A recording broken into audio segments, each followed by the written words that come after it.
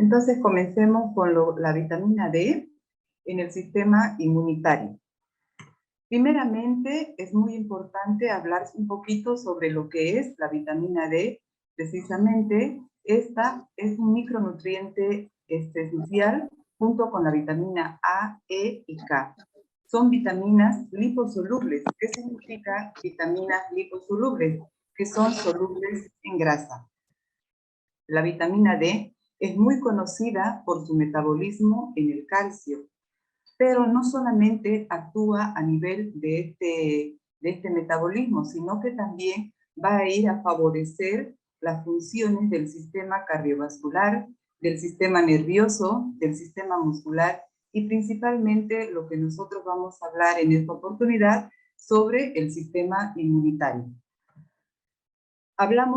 Comenzamos diciendo que la vitamina D es muy conocida como una hormona inmunomoduladora. ¿Por qué? Porque esta es la que regula el funcionamiento del sistema inmune. Y cuando hablamos de hormona, es preciso recordar que todas las hormonas, para poder ejercer su acción sobre la célula que vaya a funcionar, necesita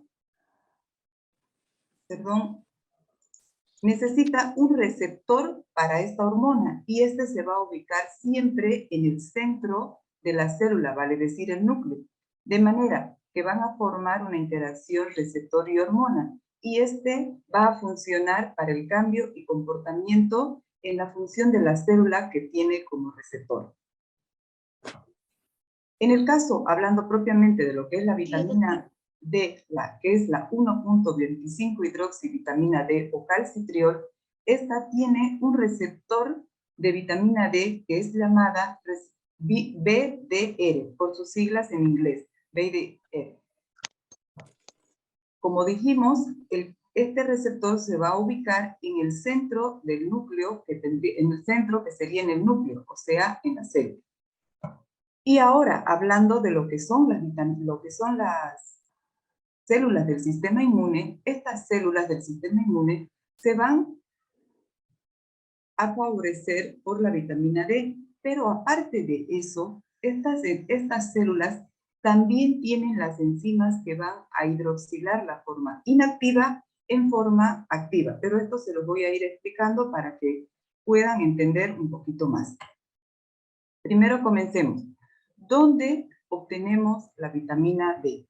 La vitamina D la obtenemos de la exposición al sol que va directo a nuestra piel, pero esta no puede no puede ser una exposición cuando tenemos ropa, no puede ser una exposición cuando tenemos un protector solar. Tiene que ser directamente a la piel para que la piel pueda sintetizar vitamina D. ¿De dónde también podemos obtenerla? De los alimentos, en el pescado, en la yema del huevo, del hígado. Y también podríamos obtenerla de los suplementos vitamínicos. Ahora, hablando de lo que es la exposición al sol. Cuando el sol emite sus rayos ultravioletas sobre la piel va a desprender una parte de una sustancia que se llama 7-dehidroxicolesterol. Y este 7-dehidroxicolesterol se va a activar junto con los rayos ultravioletas del sol que son emitidos a nuestro cuerpo. Y van a formar el colecalciferol, que sería la vitamina D3. Esto es la síntesis por la acción del sol. Ahora también tenemos otro que se denomina ergocalciferol, pero el ergocalciferol viene de la dieta que comemos por los alimentos, que vale decir que tendría que ser el atún, que tendría que ser el pescado, que tendría que ser la yema del huevo. Ahora nos enfocamos en el colecalciferol. Este colecalciferol viaja por el torrente sanguíneo y va a ir al hígado. En el hígado va a encontrar una enzima hidroxilasa.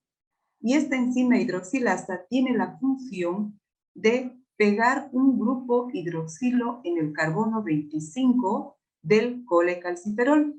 Y de esta manera va a formar el 25-hidroxicolecalciferol, o llamado también calcidiol, porque tiene dos grupos hidroxilos.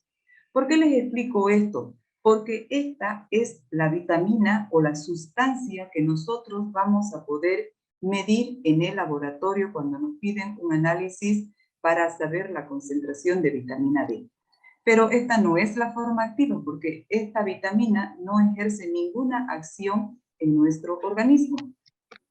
Este calcidiol va a viajar nuevamente por el torrente sanguíneo y va a llegar al riñón, más precisamente al túbulo contorneado proximal.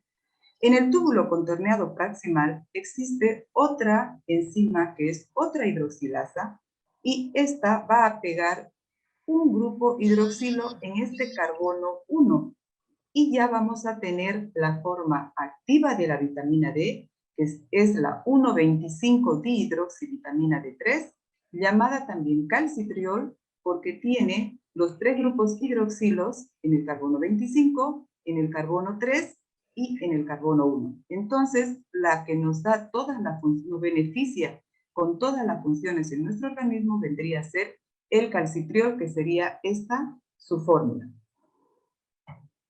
Ahora, ¿cómo viaja esta vitamina D a través del torrente sanguíneo?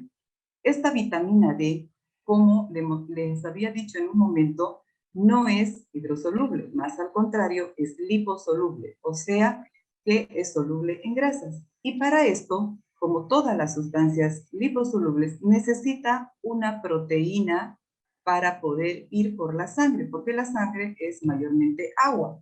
Entonces no podría ir sola. Entonces, esta proteína va a ir a fijar a la vitamina D y esta recibe el nombre de proteína fijadora de la vitamina D. De manera que esta vitamina D no va a poder salir e irse directamente a actuar a alguna célula. Entonces, ¿qué hace? Va junto con la proteína fijadora de la vitamina D y esta en un momento determinado va y deposita una pequeña cantidad de vitamina D en alguna de las células. De manera que, por esa razón, esta vitamina D no va a variar, ni tampoco va a tener grandes fluctuaciones en el momento de medirla. ¿Por qué? Porque solamente se elimina una pequeña cantidad de vitamina D y el resto queda como reservorio en la proteína fijadora de la vitamina D. Es de esta manera que cuando decimos esta proteína D que hace falta, entonces va y deja una pequeña cantidad en una célula. Y cuando esta vitamina D entra a una célula, ¿qué es lo que va a pasar? Va a ejercer, está entrando por este lado, la vitamina D está entrando a la célula.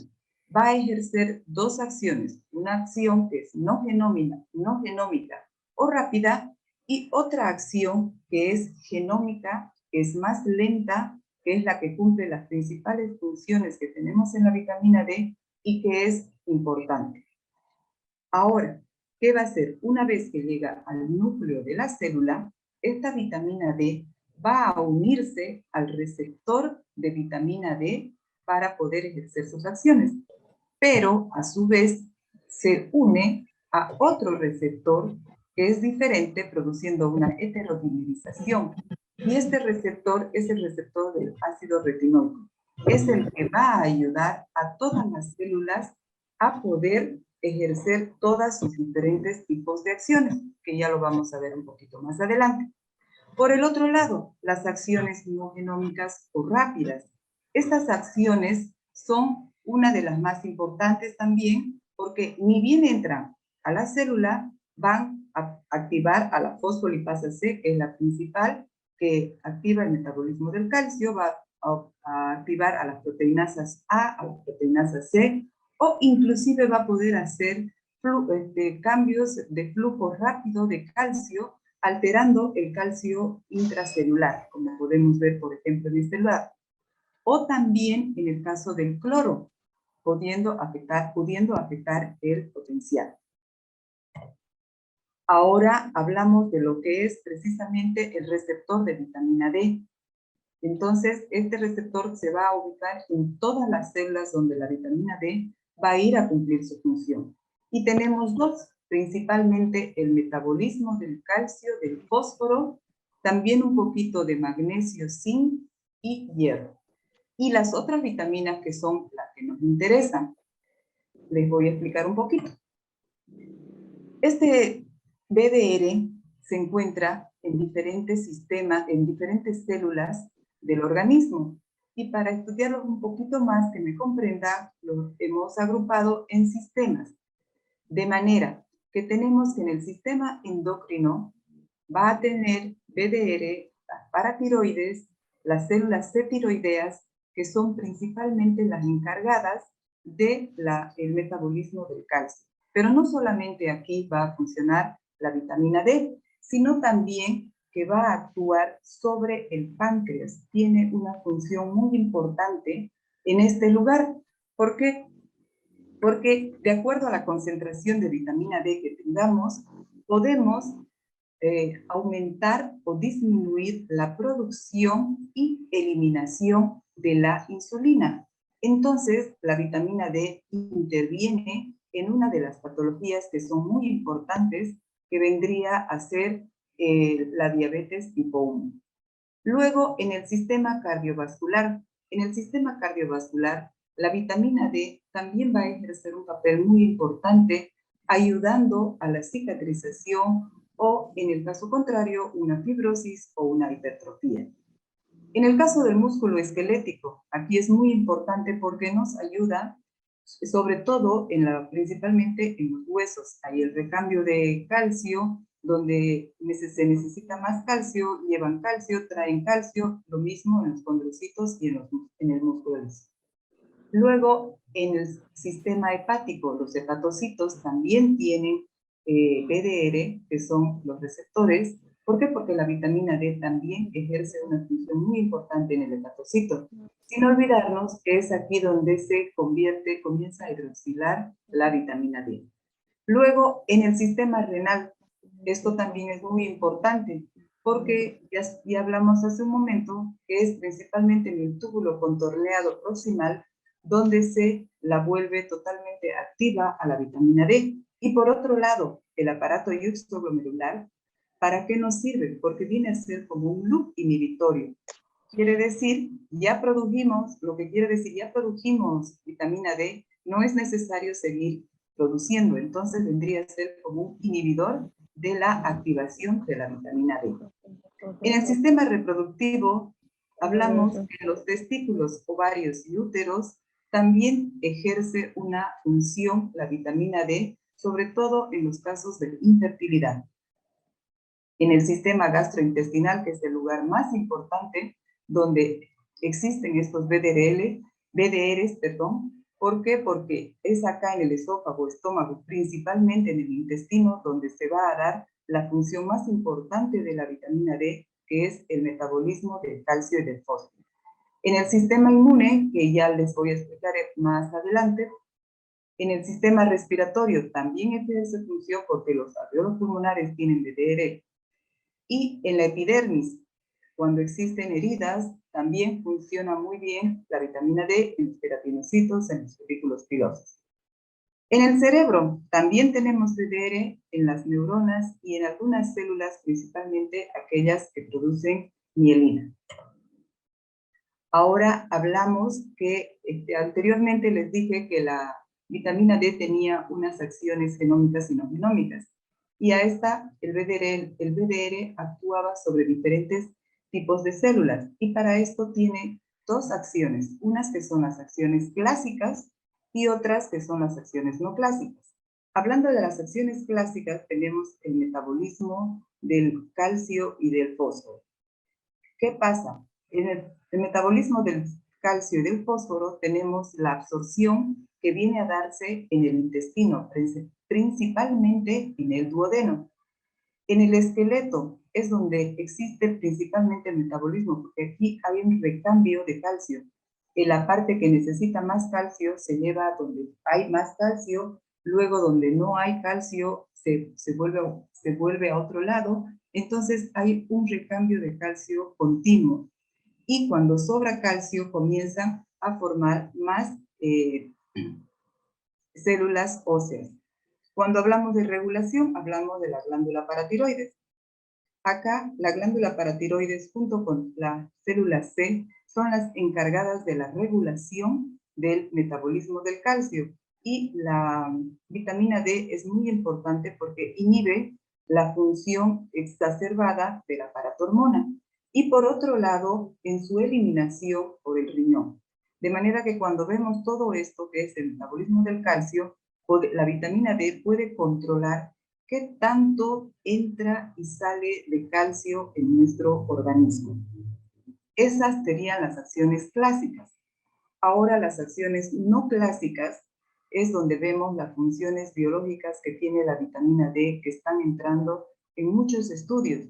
Por ejemplo, en el páncreas vemos que aumenta la viabilidad de las células pancreáticas, haciendo que se produzca en mayor proporción y se libere la insulina. Hablamos de la diabetes tipo 1. Luego en las células dendríticas, hablando ya principalmente, propiamente de lo que es el sistema inmune, ejerce un efecto apaciguante. En los monocitos macrófagos ejerce un efecto estimulante. En los linfocitos B va a ir a actuar de dos maneras diferentes y también en los linfocitos T. Por otro lado, también actúa en el tejido adiposo, en el músculo esquelético, en el hígado. Como vemos, tiene diferentes acciones, por ejemplo, disminuyendo la resistencia a la insulina, aumentando la tolerancia a la glucosa. Como podemos ver, la vitamina D es muy importante que no falte en nuestro organismo, pero no por esa razón nosotros tenemos que automedicarnos y tomar vitamina D indiscriminadamente, porque esto nos puede llegar a una intoxicación en nuestro organismo, y eso ¿a qué va a llevar? A que se produzca una hipercalcemia o una hipercalciuria o se formen pequeños cálculos de calcio en alguna parte de nuestro cuerpo. Entonces es mejor consultar con el nutricionista o con el médico previo a una dosificación de las concentraciones de vitamina D. Esto por un lado. Ahora, ¿qué pasa cuando tenemos niveles bajos de la vitamina D? Nos hacemos más propensos a sufrir unas enfermedades autoinmunes. Entre estas estarían la psoriasis, la diabetes tipo 1, la esclerosis múltiple, la artritis reumatoide, el asma, la tuberculosis y algunas enfermedades respiratorias, incluidas el COVID. Cuando se hizo unas pruebas en animales de experimentación, se les administró vitamina D y se pudo observar en estos pequeños animalitos que la vitamina D disminuye la progresión de algunas patologías como por ejemplo la diabetes tipo 1 y principalmente disminuye el riesgo de padecer enfermedades autoinmunes. ¿Para qué nos sirve el sistema inmune? Ahora hablando propiamente de lo que el efecto de la vitamina D en nuestro sistema inmune. Nuestro sistema inmune, como podría ser como esta mano, que va a ir a defendernos de cualquier patógeno extraño que vaya a ingresar. Vale decir, bacterias, parásitos, hongos, virus, cualquiera de estas cosas. Pero no solamente de aquí afuera, sino también que nos defiende de enfermedades que pueden ser autoinmunes o también inclusive el cáncer. Hablando de lo que es el sistema inmune se divide en dos: la inmunidad innata, que es no específica, y la inmunidad adaptativa, que es específica para cada uno. Hablemos ahora de lo que es la inmunidad innata. Principalmente tenemos las barreras epiteliales. En estas barreras epiteliales, ¿qué hace la vitamina D? La vitamina D lo que hace es mantener el equilibrio entre el sistema inmune y las bacterias de la microbiota intestinal. Antes de eso, ¿dónde tenemos barreras epiteliales? Estas barreras epiteliales las tenemos en la boca, en la nariz, en los pulmones, en la piel, en el intestino. Entonces la vitamina D va a mantener un equilibrio, de manera que ningún parásito extraño pueda ingresar a nuestro organismo. Y en el caso de que ingresara, rápidamente inactivado. ¿Cuál es la principal función de la vitamina D en estas barreras epiteliales? Principalmente hace que se pueda reconocer mejor al patógeno. Incrementa la liberación de cierto tipo de sustancias que son antimicrobianas. Y principalmente va a promover la permeabilidad. ¿Qué quiere decir esto? Que va a evitar que ciertas bacterias que están en la microbiota intestinal puedan ingresar al sistema autoinmune, o sea, al torrente sanguíneo, porque si pasara esto, serían catastróficas lo que tendría que pasar en nuestro organismo. Entonces tenemos en las barreras epiteliales, lo principal que hace la vitamina D es promover la permeabilidad. Ahora, en los monocitos y en los macrófagos, ¿qué hace la vitamina D? La vitamina D viene a estimular la inflamación cuando patógenos externos ingresan a nuestro cuerpo a través de las células. Y si la inflamación esta no es suficiente, entonces produce más inflamación para que se activen en los macrófagos las enzimas hidroxilasas y conviertan esa vitamina D que estaba inactiva en activa. ¿Para qué? Para que se puedan ir sintetizando ciertas sustancias antimicrobianas, principalmente la catelicilina. En las células dendríticas, ¿cómo actúa la vitamina D? Las células dendríticas sabemos que son las principales presentadoras del patógeno. Entonces, la vitamina D, por un lado, actúa cuando existen infecciones, volviéndolas más inmaduras. ¿Por qué? Para que ya presentaron el antígeno, entonces que no vuelvan, que no produzcan más inflamación, que ya no sigan presentando, de manera que van a hacer que la inflamación vaya disminuyendo. ¿Para qué? Para que no haya daños en los tejidos vecinos y que no se produzcan inflamaciones. Y en el caso de que sea un autoanticuerpo, hace que estas células se vuelvan más tolerogénicas. Quiere decir que toleren a esa sustancia o patógeno que lo están viendo como algo que es diferente a nuestro organismo, siendo que es nuestro organismo.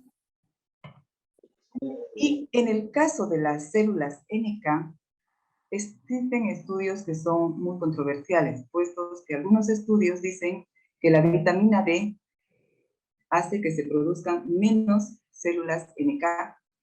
Y por otro lado, otros estudios dicen todo lo contrario, que hacen que se produzca más células NK, que son las células asesinas naturales. Pero lo que sí es cierto es que cuando las concentraciones de la vitamina D se encuentran bajas por debajo de lo que es adecuado, se disminuye la producción de estas células asesinas naturales, que son las natural killer.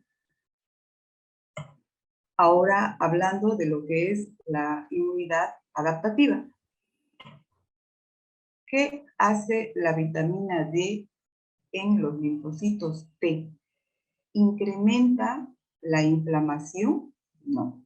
Lo que hace es solamente aumentar la proliferación de los linfocitos T reguladores. ¿Para qué? Para que estos linfocitos T vayan a regular la inflamación, puesto que existe demasiada inflamación. Entonces, ¿qué es lo que se quiere? Que esta inflamación no esté dañando el resto de los tejidos, de manera que solamente va a apaciguar la inflamación. Y en los linfocitos B actúa de dos maneras diferentes. Por un lado, la vitamina D, cuando existe una infección por patógenos externos, va a hacer que estos linfocitos B rápidamente se conviertan en células plasmáticas, de manera que estas células plasmáticas generen mayor cantidad de anticuerpos y estos anticuerpos vayan directamente a contrarrestar a los patógenos que hayan ingresado a nuestro organismo. Y por el otro lado, los linfocitos B, cuando existe una enfermedad autoinmune, hace que estos linfocitos B no se conviertan en células plasmáticas, de manera que no generen autoanticuerpos. Esto es muy favorable, sobre todo en la esclerosis múltiple, que son los estudios por los cuales se está investigando más a lo que es la vitamina D. Como podemos ver, es muy alentador el efecto de la vitamina D en la salud de nuestro sistema inmunitario. Sin embargo, los ensayos clínicos que prueban la eficacia de la vitamina D para enfermedades inmunitarias muestran resultados que son muy variados. Esto es porque hay diferencias entre individuos que se enraizan en cómo los genes se expresan ante la presencia de la vitamina D. Situación que es de esperarse, porque a nivel genético todos somos en cierta manera diferentes. Ahora, hablando de cuáles son los valores normales de la vitamina D en nuestro organismo. Normalmente decimos que el adecuado es de 40 a 80 cuando no existe ningún disturbio de las funciones dependientes de la vitamina D. ¿Qué significa esto? Que estos valores son los que vamos a obtener en el laboratorio, pero esto nosotros como bioquímicos, ustedes saben, tenemos un poquito de discrepancia porque cuando nosotros testamos la vitamina D, vemos que pacientes que son totalmente normales casi nunca están en estos valores. Generalmente están entre 30, 35 y no llegan a más, salvo algunas excepciones. Entonces, sería bueno que a nivel Latinoamérica, precisamente Bolivia, tendríamos que reevaluar cuáles son los niveles adecuados para lo que significa la vitamina D. Ahora, como les había dicho hace un momento, también tomar vitamina D, porque nos han dicho que es bueno, es bueno tener vitamina D y todas esas cosas, no está bien. ¿Por qué? Porque podemos llegar a niveles de toxicidad produciendo hipercalcemias o hipercalciurias. Por otro lado, una insuficiencia significa de 20 a 30 nanogramos por ml. ¿Qué vamos a tener? Vamos a tener niveles bajos de hidroxivitamina y, como es de esperarse, va a comenzar a elevarse un poquito la PTH, porque la vitamina D es la que inhibe el proceso de la PTH. ¿Por qué? Porque la PTH es la que principalmente va a ir en el metabolismo de la vitamina D. Luego, ¿qué hablamos después de la deficiencia? La deficiencia generalmente está entre los valores entre 10 y 20 nanogramos por ml. Acá ya tenemos una PTH que es bastante elevada, la absorción intestinal del calcio está muy reducida y podemos tener el calcio bastante bajo. Y cuando hablamos de deficiencia severa, los valores están de 0 a 10 nanogramos por ml. Esto se observa generalmente en los niños que producen raquitismo. En las personas mayores producen osteomalacia. Y obviamente va a haber un hiperparatiroidismo severo, una mala absorción del calcio y los niveles de calcio bajísimos. Cuando tenemos problemas de falta de concentración de la vitamina D, ¿qué podemos observar si es en este caso de una deficiencia severa? Los niveles de la PTH van a estar muy altos, niveles de calcio y fósforo muy bajos, y obviamente la vitamina D también en esos niveles. Ahora, como conclusiones, ¿qué tenemos? Que la vitamina D tiene un rol indiscutible en las células del sistema inmune, porque en algunos en algunos lugares va a actuar como inmunomoduladora, va a actuar como apaciguante y en otros casos va a actuar como estimulante. Por esa razón es considerada una hormona, porque va a ir a modular la reacción del sistema inmune. Por otro lado, también es importante saber que cuando nosotros no tenemos buena exposición al sol, necesitamos tomar cierta cantidad de vitamina D, pero no es bueno automedicarse. Para eso tenemos que hacer una medición de la vitamina D en el laboratorio y quienes nos van a decir las cantidades que nosotros debemos tomar son los médicos. Y también como resumen, que la vitamina D la vamos a sintetizar a partir de la exposición al sol principalmente y sería una de las pocas sustancias que dependen del lugar donde la persona se encuentre. De manera que mientras más nos acerquemos a la línea del Ecuador, las personas van a tener mayor capacidad de mayor síntesis de vitamina D, mientras que las que están expuestas a los polos van a tener valores de vitamina D muy bajos. Entonces, resumimos y concluimos con la importancia de la vitamina D en el sistema inmune, que vendría a ser una hormona inmunomoduladora. Y eso sería todo.